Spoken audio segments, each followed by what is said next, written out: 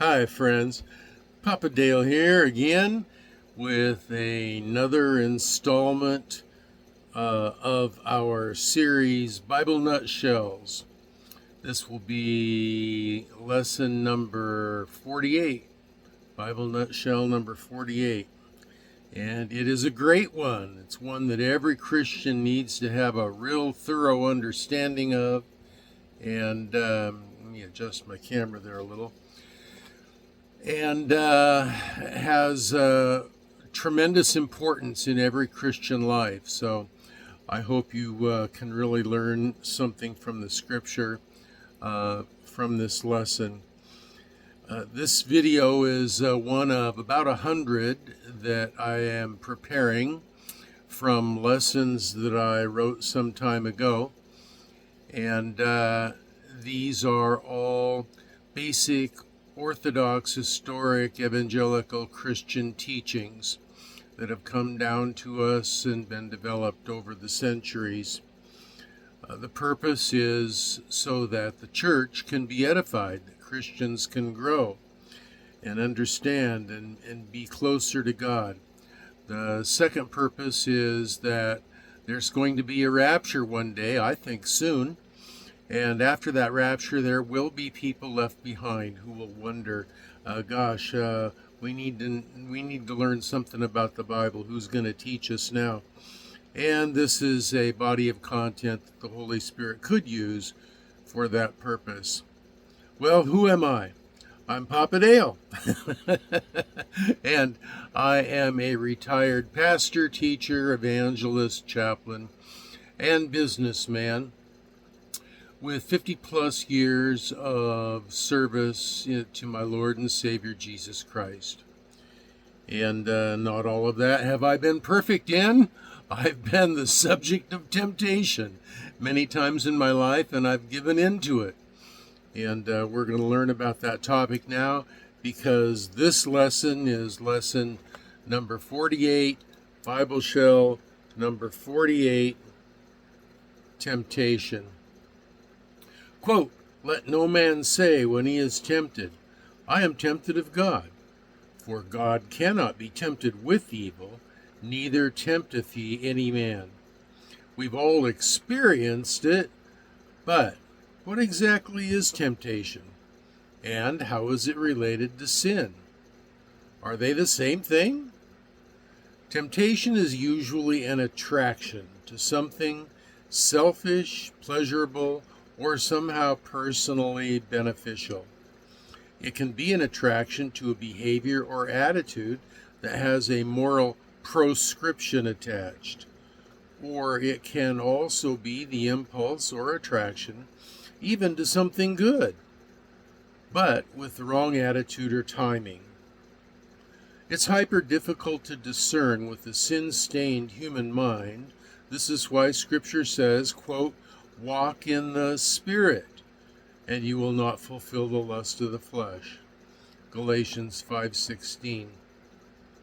And again, quote, "There is therefore now no condemnation to them which are in Christ Jesus, who walk not after the Spirit," who walk not after the flesh, but after the Spirit.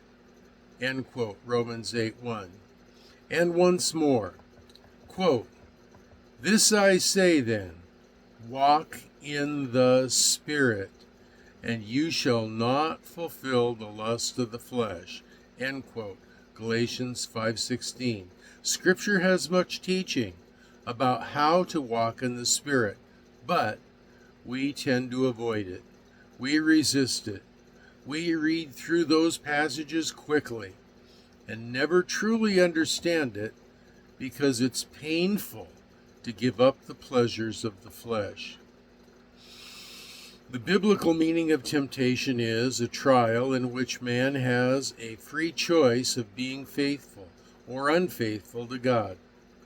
Satan encouraged Jesus to deviate from the plan of his Father by misusing his authority and privilege. Jesus used the Holy Scripture to resist all such temptation. He was tempted like we are, according to Matthew 4, and yet he never sinned. He faithfully resisted temptation and followed the will of his Father. As Christians, we now know we have this flaw, this weakness, and we are to be on guard against temptation that may lead us to sin, Matthew 26:41. And we are to pray for God to deliver us from evil, Matthew 6:13. In Christian doctrine, then, temptation is usually considered to be an attraction to evil thoughts or behavior contrary to the plan and purpose of God. We experience temptation when a thought comes to our mind, and we are aware that to act according to that impulse would be wrong. We come to a moment of decision. Quote, will I choose to sin here, or will I choose to overcome sin? End quote. That's what we think in our minds. Everyone is tempted when they are drawn away by their own desires and enticed. Drawn away? Drawn away means to be drawn away from something. But what? Well, it's not a what, it's a whom. Sin draws us away from Yahweh. The closer we draw to him, the less temptation we experience. The opposite is also true. There are three sources of temptation: the world, indifference and opposition to God's design, empty, passing values; the flesh, gluttony and sexual immorality, our corrupt inclinations, disordered passions; and the devil, a real personal enemy, a fallen angel who is called the father of lies. Here, however, he appears as the personification of evil, not in actual personal involvement with every Christian's life. He is limited and can only personally be actively involved in one locale at a time. There are three portals for temptation to invade our heart and become sin.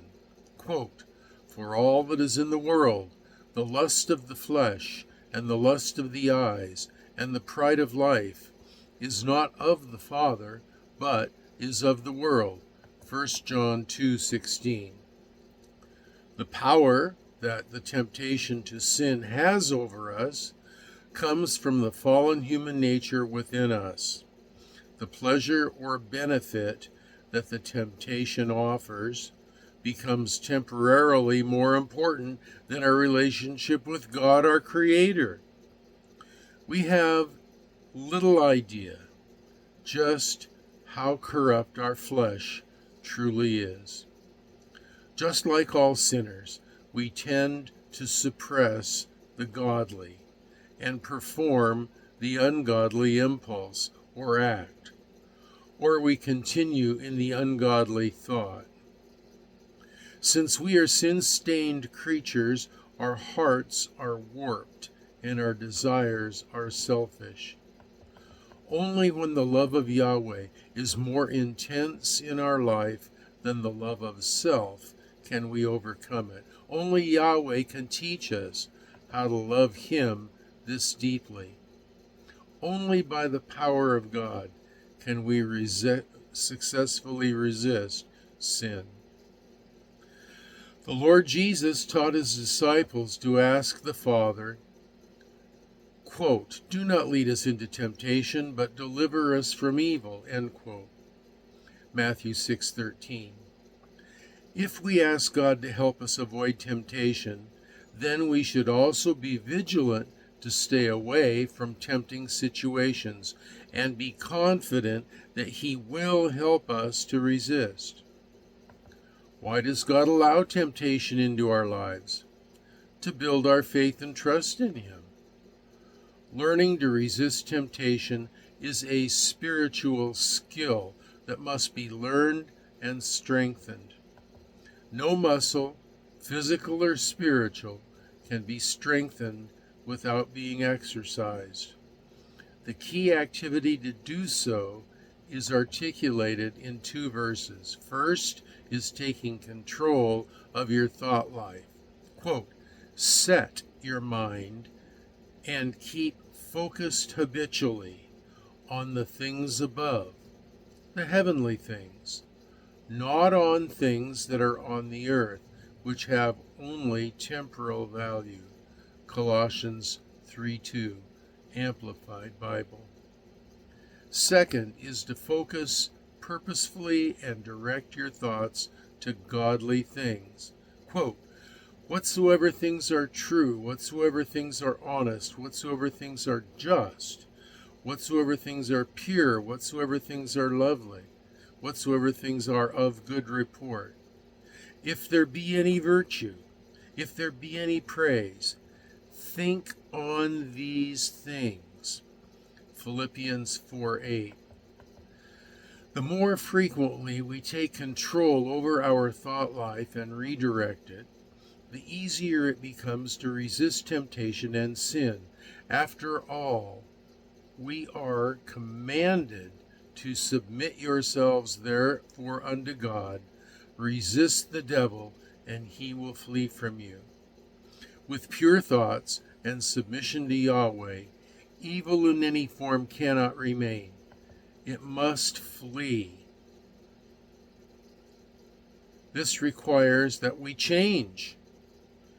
And change is difficult. Change is painful. The only one who likes a change is an infant. And just like in changing an infant, that nasty old stuff must go away before the fresh, clean, new can be applied. It is important to understand that temptation is not in and of itself sin.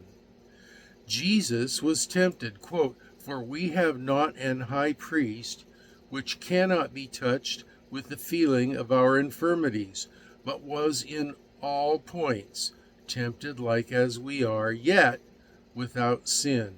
Hebrews 4, verse 15.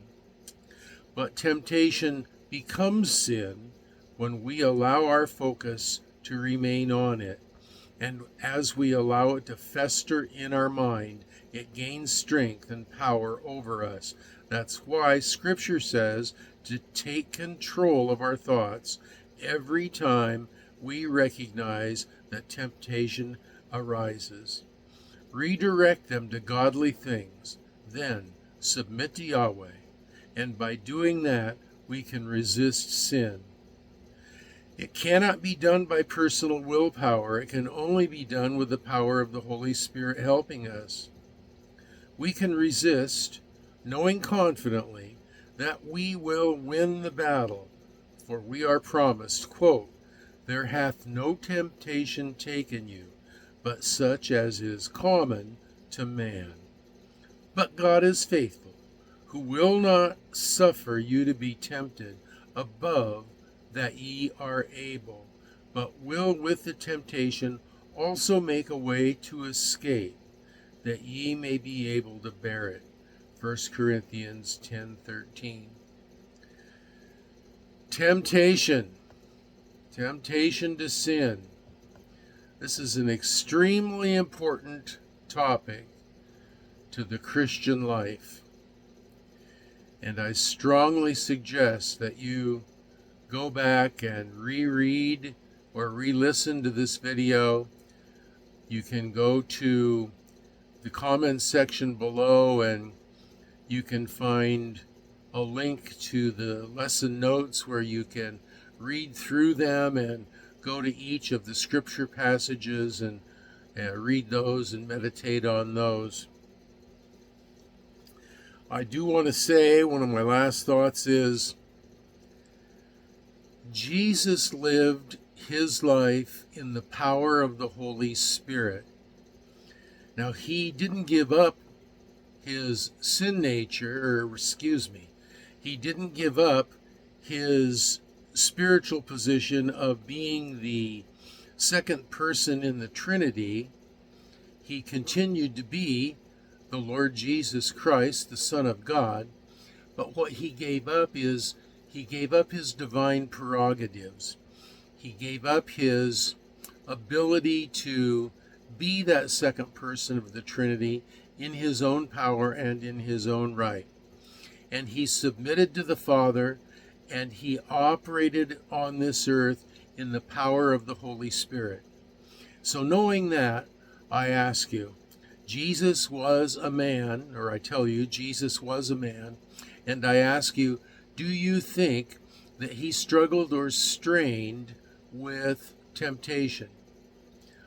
I don't think all that much. Why? Because he walked in the Spirit. He walked perfectly in the Spirit. And we can too. We don't. The best Christian that you know probably doesn't walk 24/7, 365 in the Spirit like Jesus did. But we can, if we will desire to do so. The key is to love Yahweh more than we love ourselves. And so I'll suggest that you think about that. Who do you love? Do you love Yahweh more, or do we love ourselves more? Now down below you're going to find the comments section where you can comment, leave questions, or leave prayer requests. There are also, as I mentioned earlier, lesson notes, a link to lesson notes where you can read through those. And I will say that the next video is about lesson number 49, guilt and shame. Bible Nutshell number 49 about guilt and shame.